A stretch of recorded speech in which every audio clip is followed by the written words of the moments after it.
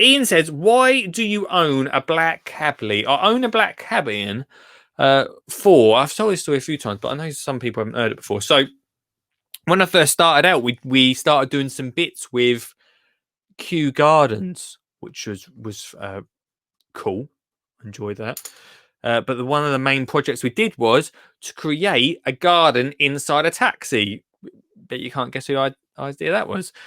Start a garden taxi basically that would drive around London. We brought a taxi. Actually, I didn't. We were given a taxi from my old work place because they were just going to get rid of it. And I said, I'll have it. It was just sitting there rotten.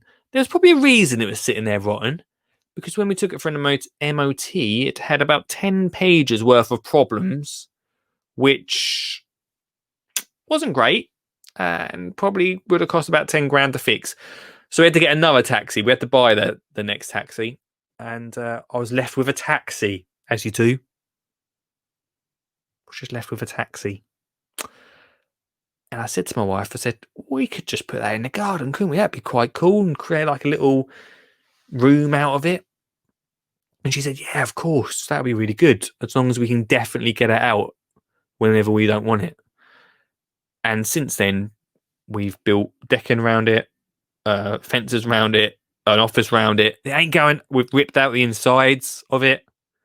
The interior is totally cleared out. There's nothing left inside it.